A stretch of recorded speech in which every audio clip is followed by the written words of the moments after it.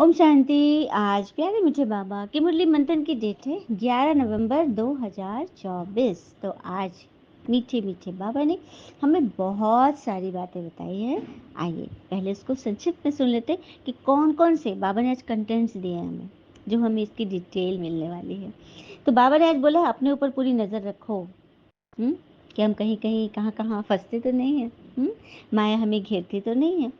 फिर बाबा ने पद्मा पद्मपति बनने के लिए कौन सी खबरदारी रखनी है, इस पर भी समझाया है पॉइंट वाइज। फिर बाबा ने बोला शिवालय से हम कैसे दूर हो जाते हैं, शिव से कैसे दूर होने लगते हैं ग्रेजुअली, ये समझेंगे। फिर बाबा बोलते दिवाला तो सिर्फ पुरुष मारते हैं, मतलब पुरुषों को उतना धंधा धोरी में इतना ध्यान रहता है, उनका ज्ञान में अध्यात्म में इस सब में उतना उनको वो नहीं होता है। लेकिन आजकल कलयुगी दौर में, आज के युग में स्त्री भी उसी रेस में जा रही है। इसको बाबा क्लियर करेंगे। आत्मा की बैटरी कैसे सने सने डिस्चार्ज हो रही है, उसकी चार्जिंग कैसे होगी और कैसे डिस्चार्ज हुई, इसको हम समझते हैं। फिर मंदिर में देवता को किस चीज़ पे दिखाते हैं, पद्म पे बिठाते हैं ना, पद्म पे निशानी दिखाते हैं, कमल पे, क्यों, इसको भी बाबा समझाते हैं। फिर नेक्स्ट कंटेंट है ब्राह्मण बच्चों में भी मिथ्या अहंकार कैसे आ जाता है, बाबा के बच्चों में भी मिथ्या अहंकार या मिट्ठू कैसे हो जाता है, ये हम इसको देखेंगे। बाबा को सदैव अपना समाचार लिखना है, क्यों लिखना है, इस पर भी हम अपने प्रकाश डालेंगे। फिर बाबा बोल रहे हैं मनुष्य की जो एकज भूल है जिस वजह से वो गिरते चले गए, उस एकज भूल को बाबा ने फिर से डिफाइन किया है। और बाबा बोलते हैं अंतर्मुखी बनना है हमें, पर चिंतन नहीं करना है, धारणा में है। और हर आत्मा के संबंध संपर्क में आते हैं तो हमें उनको कौन सा दान देना है, इसको हम वरदान में समझ लेंगे। और स्लोगन है कि भगवान के जो समीप रहते हैं उनके चेहरे से संतुष्टता और प्रसन्नता की झलक किस प्रकार दिखाई देती है। चलिए आज हम ये सारे कंटेंट को अपने जीवन में उतारेंगे। और डायरी पर लेकर बैठे और ध्यान से सुने कि बाबा हमसे कैसे कैसे इन सभी बातों की समझाने दे रहे हैं, एकदम आसान तरीके से। तो बाबा कह रहे हैं मीठे बच्चे अपने ऊपर पूरी नज़र रखो, कोई भी बेकायदे चलन नहीं चलना, श्रीमत का उल्लंघन करने से गिर जाएंगे। अपने ऊपर पूरी नज़र, हम क्या करते हैं ना, हमको इन आँखों से अपने तरफ तो दिखता नहीं है, सामने वाला दिखता है, तो उसी की कमी कमज़ोरी गिनने लग जाते हैं। ठीक है, तो ये हो गया बेकायदे चलन। बेकायदे, कायदा वाला नहीं है, कायदे वाला होगा जब खुद को देखेंगे। और श्रीमत का उल्लंघन किए तो गिर जाएंगे। और पता है जब भी हम चैलेंज लेते हैं ना कि अपने ऊपर हम पूरी नज़र रखेंगे, हम चार्ट डालेंगे, ये करेंगे वो करेंगे, प्रतिज्ञा जब लेते हैं ना तो माय भी अलर्ट हो जाती है। बढ़िया से फिर हमारा पेपर लेती बढ़िया से। क्योंकि जब आप जैसे कोई क्रिकेटर है, बहुत अच्छा वो बैटिंग करता है, लेकिन उसको चांस ही नहीं मिल रहा है खेलने का।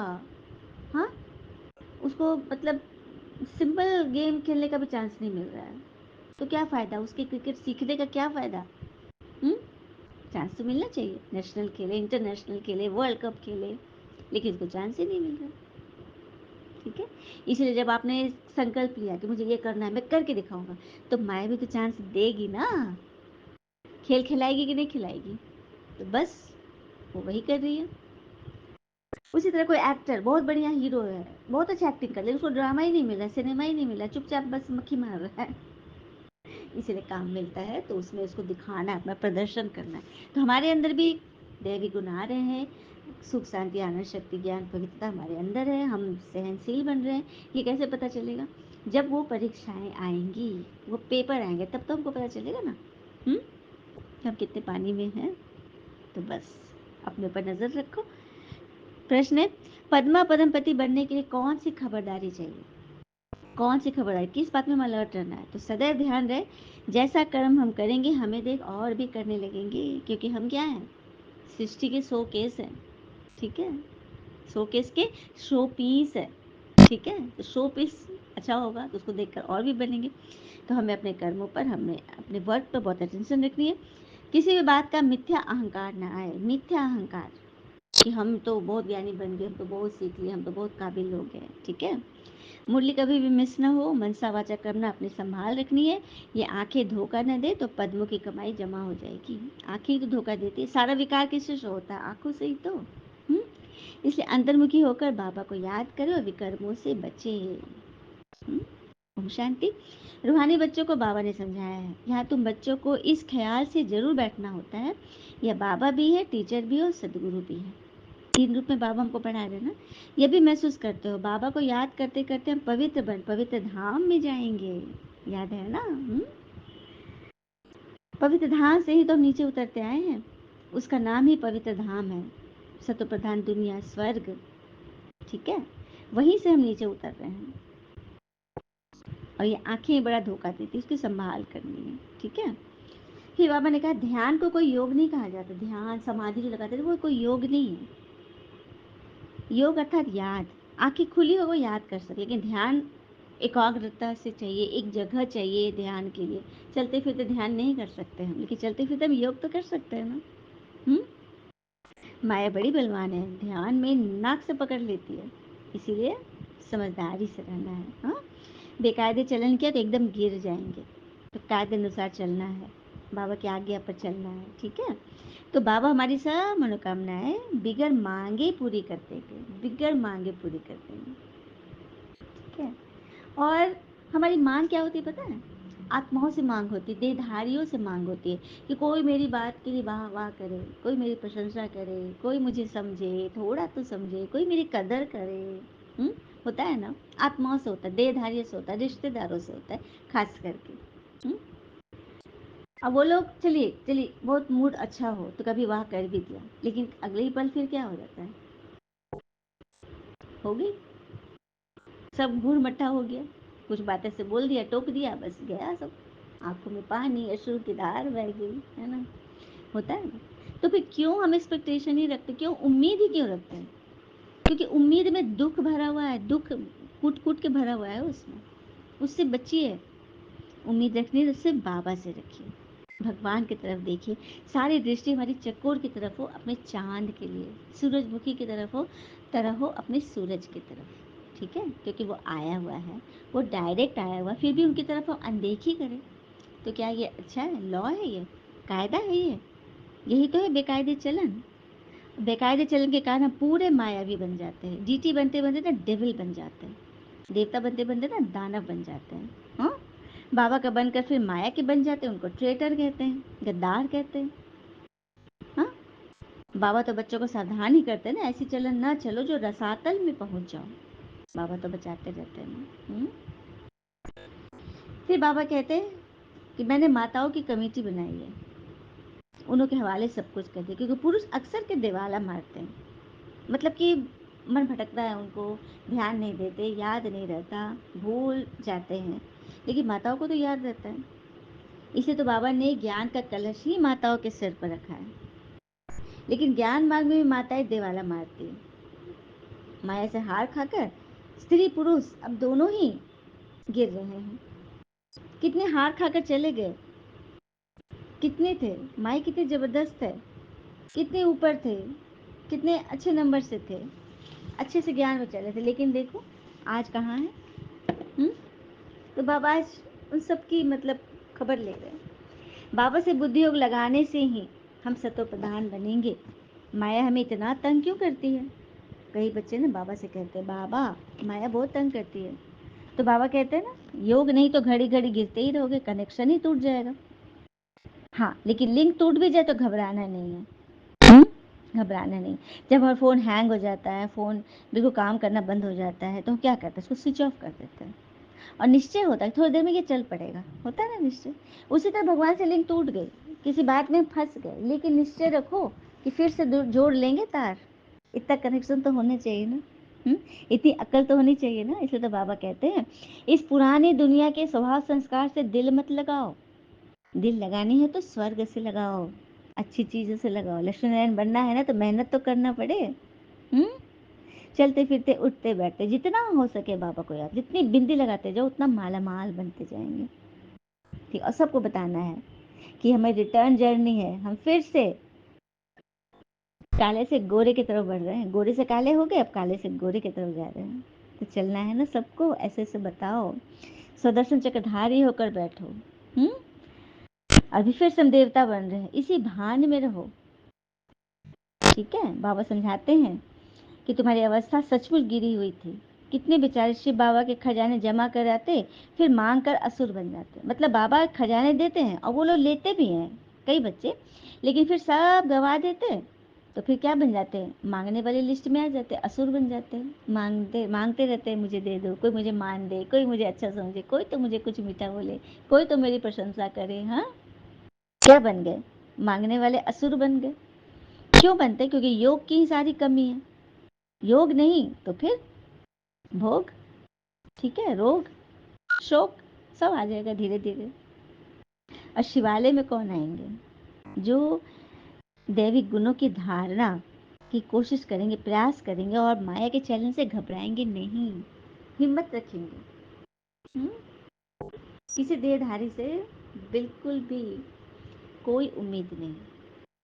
पता है आजकल, कल भी संडे की वाणी 2002 की, 2000 के बाद बाबा की वाणी बिल्कुल सरल और सहज हो गई, एकदम मीठे मीठे, वाह वाह मेरे बच्चे, वाह वाह करते हुए बाबा का मुरली चलती। क्योंकि 2000 के बाद में काफ़ी सारे नए बच्चे, वृद्धि बहुत हो गई ब्रह्मा कुमारी के बच्चों की। तो उसके बाद ही शांतिवन बना, ज्ञान सरोवर बना मधुबन में। उसके पहले कम बच्चे थे, तो छोटे से ओम शांति भवन, पांडव भवन में मुरली चला करती थी। लेकिन अब तो बच्चे ज़्यादा हो गए, जास्ती हो गए, तो ये सब भवन बन गए बड़े बड़े। तो इसीलिए भगवान जब वाह वाह कर रहे हैं तो हमें उनका ध्यान नहीं है, भगवान हमको वाह कर रहे हैं, उस नशे में नहीं रहना। हमें तो बस चाहिए आत्माओं का, मनुष्यों का, रिश्तेदारों का, कोई तो तारीफ है, उस वाह में रहते हैं। और उस वाह में बहुत बड़ा आह छिपा हुआ है, दर्द छिपा हुआ है। बचिए इससे, ठीक है? भगवान की बात पे चलिए, भगवान हमें हमें क्या कर रहे हैं। और स्वर्ग का नाम सुनकर तुम्हें खुश होना चाहिए। फेल हो गए तो पाई पैसे का पद मिलेगा और फीलिंग आएगी कि मैं नौकर हूँ। पिछाड़ी में जैसे साक्षात्कार होंगे कि हम को बाबा क्या बनाना चाहते तो हम क्या बन गए, मैं महारानी क्यों नहीं बनी। कदम कदम पर खबरदारी रखनी है, तभी तो बनोगे, उच्च पद कैसे मिलेगा। यह सब ज्ञान का मंत्र अंदर चलता रहे कि मैं उच्च पद पाने के लिए क्या करना है। तो ज्ञान और योग दोनों साथ साथ चले। ऐसे नहीं योग में बैठो और नॉलेज ही भूल जाओ, ज्ञान ही भूल जाओ। नहीं नहीं, ज्ञान और योग दोनों साथ साथ चले। और ये जरूर ध्यान रखना कि जैसा कर्म मैं करूँगा, मुझे देख और भी करेंगे। मैं मुरली नहीं पढ़ूंगा तो और भी नहीं पढ़ेंगे। मिथ्या अहंकार आ जाएगा कि हम तो बहुत ज्ञानी बन गए, बहुत ज्ञान आ गया, तो झट माया वार करेगी। तो कदम कदम बाबा से श्रीमत लेते रहना, क्योंकि सेकंड सेकंड कौन हमारी मदद करने को आएगा। कौन आते हैं सेकंड में, पलक झपकने से पहले ही बाबा आ जाते हैं मदद करने। और ये बच्चों को अनुभव ही होगा कि कभी कभी कोई संकल्प आपने कर लिया, ये काम हमें करना, फिर आप भूल गए कार्यभार में, अचानक से कोई आदमी आकर बता देगा, कोई पोस्ट आप देख लोगे, कोई संकल्प ऐसे अचानक से आ जाएगा, तब याद आएगा, अरे कुछ चीज़ दिख जाएगा जो उससे रिलेटेड हो, अरे मैं तो ये भूल गई थी, पापा ने मुझे याद करा दिया, और फिर फट से आप वो काम कर लेते। ऐसा अनुभव है कि नहीं? आप सब चैट बॉक्स में ज़रूर लिखेंगे, ठीक है? अपना अनुभव शेयर कीजिए, उससे भी बच्चे आगे बढ़ते हैं, प्रेरणा मिलती है, ठीक है? फिर बाबा कहते हैं तुम बच्चे भूल करते करते अपना सत्यानाश ही कर लिए। गफलत होने से माया थप्पड़ लगा देती तो बर्थ नॉट पेनी बन जाते हो, कौड़ी जैसा जीवन हो जाता है। हुँ? क्योंकि सारा दिन क्या करते हो, झरमुई झगमुई की बातें करते रहते हो, इसका उसका फिलका चिल्ला फलना ऐसा चिल्ला ऐसे, बस यही है। करना ही ना तो बाबा से बातें करो, लिखना ही है तो समाचार बाबा को लिखो, अपना समाचार जरूर दो, डायरेक्शन लेते रहो। यूँ तो डायरेक्शन सदैव मिलते रहते हैं, हाँ, बाबा रोज ही हमको दे रहे हैं ना डायरेक्शन। इसलिए बाबा कहते हैं कि रियलाइज करो, बताओ मुझे। कई कह देंगे ना, बाबा क्या बताओ, आप तो सर अंतर्यामी हो। बाबा कहते हैं मैं तो नॉलेज पढ़ाता हूँ, इसमें अंतर्यामी की कहाँ बात। टीचर के लिए अंतर्यामी का क्या बात करना है, कि स्टूडेंट्स के अंतर को जान रहे हैं, कैसे पढ़ रहा है, क्या कर रहा है, जानते हैं लेकिन बताएंगे नहीं। बाबा पार्टी नहीं है, लॉ नहीं है, हर एक को खुद रियलाइज करना और खुद ही बाबा को बताना है, सारा समाचार देना है। अंतर्यामी बाबा का कुछ नहीं है, ऐसा नहीं कि बाबा सभी के अंदर विराजमान है, सर्वव्यापी है। यही कह के तो जो एकज भूल है ना, यही वो एकज भूल है कि परमात्मा सर्वव्यापी है। इसी कारण तो भारत इतना गिर गया है। अब भारत के उठने की बारी है, तो उठाएंगे कौन? हम बच्चे ही तो। तुम ही तो हो अंधों की लाठी, लाठी से राह बतलाते हो ना। अच्छा, मीठे मीठे बच्चों प्रति भगवान की नमस्ते। हम बच्चों के भी प्यारे बाबा को नमस्ते। धारणा के लिए मुख्य सार, पहली पॉइंट, बाबा की आज्ञा अनुसार हर कार्य करना है, कभी भी श्रीमत का उल्लंघन न हो, तभी सब मनोकामनाएं बिन मांगे पूरी होंगी। उसके लिए स्वमान में रहना सीखे, स्व को मान दीजिए, कोई ना कोई स्वमान जरूर लिख ले और उसके आगे लगा दे सदा। अगर भगवान कहते हैं ना प्राप्तियों की लिस्ट निकालो, बाबा बोलते हैं ना प्राप्तियों को देखते रहो, तो प्राप्तियां में सुख शांति आनंद तो है, लेकिन दुख तनाव चिंता भी तो प्राप्ति में ही है। वो भी तो प्राप्त हुआ ना। किससे? हाँ, दोनों में फर्क है, देने वाला फर्क है। दुख तनाव चिंता प्राप्त हुआ रावण से, और सुख शांति आनंद शक्ति प्राप्त हुई बाबा से, है ना। यही बाबा कह रहे हैं कि मनोकामना तभी पूरी होगी जब अपनी प्राप्तियों की लिस्ट को देखें और हर्षित रहे, नशे में रहे। ध्यान दीदार की इच्छा नहीं रखनी है। इच्छा मतलब अविद्या बन रहा है। कोई भी इच्छा हमें नहीं रखनी, कोई इच्छा हमें अच्छा नहीं बनने देगी। ठीक है। दूसरी पॉइंट, आपस में मिलकर झरमुई झरमुई गॉसिप की बातें नहीं करनी है। पर चिंतन, फलना की भी ऐसे, फलना वो, फलना ये नहीं। अंतर्मुख को अपनी जांच करनी है। हम बाबा की याद में कितना समय रहते हैं, ज्ञान का मंत्र अंदर चलता रहे, वरदान है। हर आत्मा के संबंध संपर्क में आते सबको दान देने वाले महादानी वरदानी भव। हर आत्मा के संबंध संपर्क में आते सबको दान देने वाले महादानी वरदानी बनते हैं। कैसे? तो सारे दिन में जो भी संबंध संपर्क में आए उसे कोई न कोई शक्ति का, ज्ञान का, गुणों का दान दो। आपके पास ज्ञान का भी खजाना है तो शक्तियों और गुणों का भी खजाना है। तो कोई भी दिन बिगड़ दान दिए खाली न जाए, तब कहेंगे महादानी।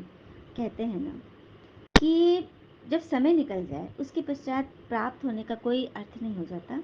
तो रामधारी सिंह दिनकर जी की सुंदर सी कविता है जो स्लोगन के बाद लास्ट में बताऊंगी। अभी हम वरदान के विस्तार ले लेते। तो बाबा कहते कोई भी दिन आपका बिना दान किए खाली न जाए, तब कहेंगे महादानी। और दान क्या करना है? चीज़ें तो हम द्वापर से करते हैं।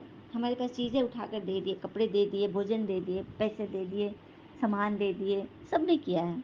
हाँ, कपड़े उठा उठा कर ट्रैफिक सिग्नल्स पे भी जाके बांटे हैं, ये सब तो किए। लेकिन अभी कौन सा दान देना है? आत्माओं को सुख का दान देना, शांति का दान देना, परमात्मा से मिला देना, बिछड़े हुए बच्चे को भगवान से मिला देना। कितना बड़ा दान है, इससे बड़ा दान कुछ है? तो बनना है ना महादानी। दूसरी पॉइंट, दान शब्द का अर्थ, रूहानी अर्थ है सहयोग देना, सहयोग दो।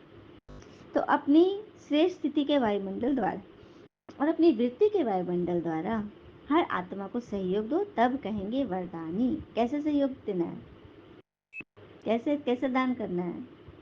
श्रेष्ठ स्थिति का वायुमंडल बनाना है। जहाँ भी हम हैं वहाँ की स्थिति एकदम श्रेष्ठ हो, तपस्या वाली हो, सेवा वाली हो, शुभ भावना कामना वाली हो, और हमारी वृत्ति के जो वाइब्रेशन है ना वो हर आत्मा को सहयोग देंगे, सभी को टचिंग होगी, कैचिंग होगी, तब कहेंगे वरदानी। स्लोगन, जो बाप दादा और परिवार के समीप है उनके चेहरे पर संतुष्टता, रूहानियत और प्रसन्नता की मुस्कुराहट रहती ही है। जो भगवान और परिवार की, कल भी बाबा ने बोला था पूरी अव्यक्त मुरली थी परिवार पसंद। तो जो परिवार पसंद है वही प्रभु पसंद बनते हैं। तो जो जो भगवान और परिवार के समीप है उनके चेहरे सदा संतुष्ट, प्रसन्न और हर्षित रहेंगे। चलिए कविता सुन लेते हैं। रामधारी सिंह दिनकर ने एक बहुत सुंदर कविता लिखी। कोई भी चीज हमें समय के पश्चात प्राप्त हो तो उसका कोई अर्थ नहीं रह जाता। कहते हैं ना कि नित्य जीवन के संघर्षों से जब टूट चुका हो अंतर्मन, नित्य जीवन के संघर्षों से जब टूट चुका हो अंतर्मन, फिर सुख के मिले समंदर का रह जाता कोई अर्थ नहीं। जब फसल सूख कर जल के बिन, जब फसल सूख कर जल के बिन तिनका तिनका बन गिर जाए, फिर होने वाली वर्षा का रह जाता कोई अर्थ नहीं। संबंध कोई भी हो, संबंध कोई भी हो, लेकिन यदि दुख में साथ न दे अपना, संबंध कोई भी हो लेकिन जब दुख में साथ न दे अपना, फिर सुख में उन संबंधों का रह जाता कोई अर्थ नहीं। छोटी छोटी खुशियों के क्षण, छोटी छोटी खुशियों के क्षण निकले जाते हैं रोज जहाँ, छोटी छोटी खुशियों के क्षण निकले जाते हैं रोज जहाँ, फिर सुख की नित्य प्रतीक्षा का रह जाता कोई अर्थ नहीं। क्योंकि छोटी छोटी खुशियों रोज हमें मिलते हैं, फिर सुख की बड़ी ऐसी चीज़ों का हमें कोई प्रतीक्षा का कोई हमें स्वाद ही नहीं। ठीक है। मन आहत हो कटुवानी से भीतर तक छलनी हो जाए, मन आहत हो कटुवानी से भीतर तक छलनी हो जाए, फिर बात प्रिय वचनों का रह जाता कोई अर्थ नहीं, रह जाता कोई अर्थ नहीं। सुख साधन चाहे जितने हो, सुख साधन चाहे जितने हो पर काया रोगों का घर हो, सुख साधन चाहे जितने हो पर काया रोगों का घर हो, फिर उन अनगिनत सुविधाओं का रह जाता कोई अर्थ नहीं, रह जाता कोई अर्थ नहीं। इसी तरह से लास्ट लाइन अभी अभी मैंने मुझ आत्मा ने जोड़ा कि जब संगम युग है पास हमारे, जब परमात्मा भी है साथ हमारे, अब हम पुरुषार्थ को न दे ध्यान, अब हम पुरुषार्थ पे न दे ध्यान, फिर संगम बीत जाने पर पुरुषार्थ का रह जाता कोई अर्थ नहीं। ऊंचे पद का पाना फिर हो जाएगा सारा व्यर्थ। अच्छा, ओम शांति। शुक्रिया बाबा, शुक्रिया बाबा के प्यारे प्यारे बच्चे। आप सबका जीवन सदैव सुख शांति समृद्धि सफलता से भरपूर रहे और भरपूर करे। ओम शांति। शुक्रिया बाबा, शुक्रिया बच्चे।